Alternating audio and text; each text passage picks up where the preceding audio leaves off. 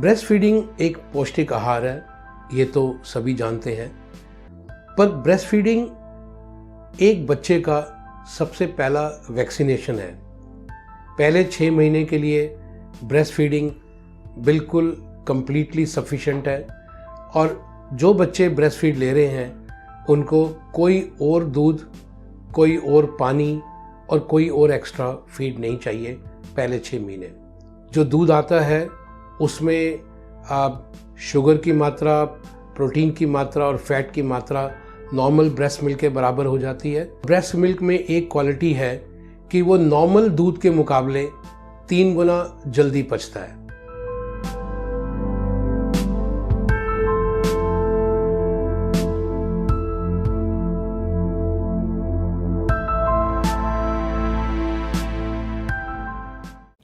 Hello friends, मैं दीपा मेहता आपका स्वागत करती हूँ फोकस चैनल के बॉडी क्लॉक प्रोग्राम में। आज हम बात करेंगे ब्रेस्ट फीडिंग यानी कि स्तनपान पे। माँ का दूध बच्चे के लिए एक बहुत महत्वपूर्ण आहार है। माँ के दूध से बच्चे को कई रोगों से लड़ने की शक्ति मिलती है। इसके साथ ही बच्चों का अच्छा ब्रेन डेवलपमेंट, हड्डियों का मजबूती, शरीर का विकास भी माँ के दूध पे टिका होता है। माँ के दूध से और क्या क्या बेनिफिट्स मिलते हैं एक बच्चे को, हमें बताएंगे डॉक्टर नारंग। हम स्वागत करते हैं उनका अपने प्रोग्राम में। Hello doctor. नमस्कार, मैं doctor Parvinder Singh Narang, director paediatrics, Max super speciality hospital Shalimar Bagh. आज मैं बात करूंगा ब्रेस्ट फीडिंग पे। ब्रेस्ट फीडिंग एक पौष्टिक आहार है, ये तो सभी जानते हैं। पर ब्रेस्ट फीडिंग एक बच्चे का सबसे पहला वैक्सीनेशन है। ब्रेस्ट फीडिंग एक बच्चे के लिए वो वैक्सीन है जो माँ उसको देती है। अगर हम बच्चे को पैदा होते ही उसको इमीडिएटली जो बच्चे का पहला आहार होता है कोलोस्ट्रम ब्रेस्ट फीडिंग में, वो दें तो बच्चे को बहुत फ़ायदा होता है। जैसे मैंने बोला, ब्रेस्ट फीडिंग एक पौष्टिक आहार है, पर ब्रेस्ट फीडिंग एक बच्चे का पहला वैक्सीनेशन है। इसके बारे में मैं विस्तार से बताऊं कि वो बीमारियां जो मदर ने अपने लाइफ टाइम में फेस की हैं, उन सब की एंटीबॉडीज़ उसके ब्लड में बनती है और वो एंटीबॉडीज़ ब्रेस्ट फीडिंग के जरिए और प्रेगनेंसी के जरिए बच्चे में जाती है और पहले 6 महीने वो बच्चे को उन गंभीर बीमारियों से बचाती हैं जो उनको वैक्सीनेशन से पहले हो सकती हैं। तो उसके बाद हम जब वैक्सीनेशन स्टार्ट करते हैं तो उन बीमारियों के लिए हम रेगुलर वैक्सीनेशन करते हैं, उन बीमारियों को बचाते हैं। तो अब आते हैं ब्रेस्ट फीडिंग एक पौष्टिक आहार, एक कंप्लीट आहार। पहले 6 महीने के लिए ब्रेस्ट फीडिंग बिल्कुल कंप्लीटली सफिशिएंट है और जो बच्चे ब्रेस्ट फीड ले रहे हैं उनको कोई और दूध, कोई और पानी और कोई और एक्स्ट्रा फीड नहीं चाहिए पहले 6 महीने। पहले कुछ दिन जो दूध आता है उसको कोलोस्ट्रम कहते हैं। उनमें क्वांटिटी कम होने के बावजूद भी उनमें न्यूट्रिशन ज़्यादा होता है और वो पहले कुछ दिनों के लिए बच्चे को हर तरह का न्यूट्रिशन देता है। उसके बाद जो दूध आता है उसमें शुगर की मात्रा, प्रोटीन की मात्रा और फैट की मात्रा नॉर्मल ब्रेस्ट मिल्क के बराबर हो जाती है और वो बच्चे को फिर कंप्लीट आहार देती है 6 महीने के लिए। अगर मैं एक चीज़ कहूँ कि ब्रेस्ट फीडिंग में माँ के लिए अगर कोई चीज़ डिफ़िकल्ट है तो ये जानना डिफ़िकल्ट है कि मेरे बच्चे को पूरा दूध मिला या नहीं मिला, क्योंकि ब्रेस्ट मिल्क दिखता नहीं है। ब्रेस्ट मिल्क दिखता नहीं है और ब्रेस्ट मिल्क में एक क्वालिटी है कि वो नॉर्मल दूध के मुकाबले 3 गुना जल्दी पचता है। तो अगर मैं इस चीज़ को ऐसे बोलूं कि मान लें कि बच्चे ने ब्रेस्ट मिल्क लिया 60 ml और वो 60 ml उसको पचाने के लिए सिर्फ आधा घंटा या घंटा चाहिए और उसके बाद वो फिर से भूखा हो जाता है। बहुत सारी माएँ घबरा के उसको उस समय ये सोचती हैं कि अभी तो मेरे को दिए हुए आधा घंटा हुआ है, घंटा हुआ है और बच्चा फिर से रोने लग गया है, शायद मेरा दूध कम आ रहा है। परंतु ऐसा नहीं होता। तब वो ऊपर का दूध देती है और वही 60 ml उसको 2-2.5 घंटे चुप रखता है, तो उसका मन और पक्का हो जाता है कि उसका दूध कम आया है। मैं आपको इसको इस तरह से बताना चाहता हूँ कि वो जो 60 ml है ब्रेस्ट मिल्क, वो जल्दी पचा, जल्दी भूख लग गई। जो दूसरा 60 ml दिया टॉप मिल्क, वो नहीं पचा, नहीं भूख लगी। तो ब्रेस्ट मिल्क दिखता नहीं है, इसकी एंजाइटी रहती है, बट इसको बहुत आसान है जानना कि अगर मेरा दूध पूरा आ रहा नहीं आ रहा। अगर बच्चा खुल के पेशाब कर रहा है, और ब्रेस्ट मिल्क वाले बच्चे दिन में 10 से 15 या इवन 15 से 20 बारी यूरिन करते हैं।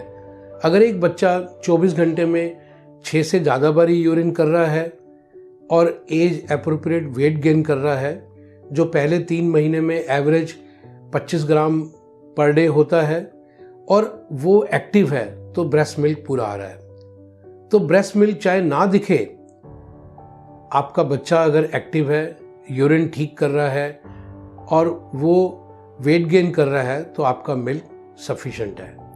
यहाँ तक देखा गया है कि जिन माओं के ट्विन्स होते हैं, उन माओं में ब्रेस्ट मिल्क प्रोडक्शन ट्विन्स के लिए भी सफिशिएंट हो जाती है। और ब्रेस्ट मिल्क कैसे आता है? ब्रेस्ट मिल्क आता है बच्चे का ब्रेस्ट पे सक्कल करने पे। जब बच्चा ब्रेस्ट का एरियोला सक्कल करता है और मदर बिल्कुल टेंस नहीं है, तो दूध का फ्लो शुरू हो जाता है। तो बहुत सारे लोग जब बच्चे को देखने जाते हैं, खासकर मैं रिलेशंस को बोलूँगा, जब वो देखने जाते हैं तो उनको कभी भी ऐसे रिमार्क्स नहीं करने कि बच्चा कमज़ोर लग रहा है, बच्चा ठीक नहीं लग रहा। ये अगर ऐसे रिमार्क्स से क्या होता है कि मदर इमीडिएटली टेंस हो जाती है और टेंशन के कारण उसका दूध नहीं आता, और वो इमीडिएटली रिजॉर्ट करती है टॉप फीड पे, और वो टॉप फीड पे जब रिजॉर्ट करती है तो उसका मिल्क आना और कम हो जाता है। होता क्या है कि अगर आप टॉप मिल्क देते हो, और स्पेशली आप टॉप मिल्क निप्पल से देते हो, तो ये मैकेनिज्म ब्रेस्ट मिल्क से बिल्कुल डिफरेंट है। ब्रेस्ट मिल्क में बच्चा निप्पल को नहीं दबाता, ब्रेस्ट मिल्क में बच्चा एरियोला पे सक्कल करता है। वो एरियोला को प्रेस भी करता है और बैकवर्ड पुश भी करता है, जिससे जिन साइनसेस में मिल्क होता है वो फ्लो करके निप्पल से बच्चे में जाती है और बच्चे को दूध मिलता है। अब अगर मदर टेंशन में आ जाती है, दूध कम आता है, तो ऊपर का दूध देती है, तो इसमें बच्चा निप्पल दबाना सीखता है। अब जब वो निप्पल दबाना सीख जाता है तो ब्रेस्ट पे जाएगा, मदर का निप्पल दबाएगा, तो वो निप्पल में दूध नहीं होता। दूध तो एरियोला के साइड में लैक्टिफेरस डक्ट्स में होता है, और वो जब निप्पल दबाता है तो निप्पल को काटता है, तो उल्टा मदर को पेन होती है और दूध नहीं आता। तो जिन मदर्स को अगर सपोज कोई भी टेंशन है तो डॉक्टर की सलाह लें। अगर उनके बच्चों का वेट गेन सही है और पर्याप्त मात्रा में यूरिन आउटपुट हो रहा है, तो उनको कोई टॉप फीड की ज़रूरत नहीं है। और अगर मेडिकली टॉप फीड इंडिकेटेड है तो उसको कटोरी से देना चाहिए या स्पून से देना चाहिए, जिससे कि बच्चे को ब्रेस्ट कन्फ्यूजन ना हो और वो ब्रेस्ट को प्रॉपरली सक्कल करता रहे। तो जैसे मैंने बताया, अगर ट्विन्स भी हो जाएंगे, 2 बच्चे ब्रेस्ट को सक्कल करेंगे और मदर 2 बच्चों के लिए दूध भी दे सकती है। मदर के लिए न्यूट्रिशियस डाइट इम्पॉर्टेंट है, डेफिनेटली इम्पॉर्टेंट है, बट इवन मैं बता रहा हूँ कि जो सक्लिंग से बढ़ के ऊपर कुछ नहीं है। सक्लिंग से बढ़ के सिर्फ ये है कि उसको टेंशन नहीं लेनी और एक डाइट लेनी है जिससे कि उसको दूध आता रहे और वो खुद भी स्वस्थ रहे और बच्चा भी स्वस्थ रहे। तो पहले 6 महीने की ब्रेस्ट फीडिंग के बाद ही हम बच्चों को ऊपर से कुछ देना शुरू करते हैं। उसको हम नेक्स्ट टॉपिक कम्प्लीमेंट्री फीड में कवर करेंगे। ब्रेस्ट फीडिंग के दौरान कुछ हिदायतें मैं और बताना चाहता हूँ कि बहुत बारी मदर्स ब्रेस्ट फीडिंग के दौरान स्पेशली कुछ मेडिसिन लेने से बहुत घबराती हैं।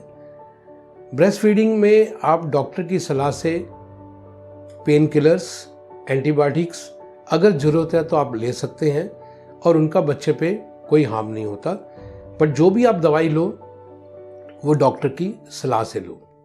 और बच्चों को पहले 6 महीने में ब्रेस्ट फीड के अलावा कुछ मत दो। कोई घुट्टी, कोई शहद नहीं देना चाहिए और कोई भी टॉप फीड नहीं देना चाहिए। और ये 6 महीने अगर बच्चों को प्रॉपर ब्रेस्ट फीड मिलेगी तो उनकी ग्रोथ मानसिक, फिजिकल और सोशल बहुत अच्छी होगी। धन्यवाद। तो देखा दोस्तों, आपने डॉक्टर से इतनी अच्छी टिप्स और इतनी अच्छी बातें जानी कि एक माँ के दूध से बच्चे को कितने बेनिफिट्स हैं, उसकी पूरी बॉडी के लिए, पूरी बोन्स के लिए, पूरे ब्रेन डेवलपमेंट के लिए कितना ज़रूरी है माँ का दूध। हम आपके लिए ऐसे ही हेल्थ के और भी बहुत सारे टॉपिक्स लेकर आते रहेंगे और आपसे मिलते रहेंगे। तब तक देखते रहिए हमारा फोकस चैनल का body clock program. Thank you.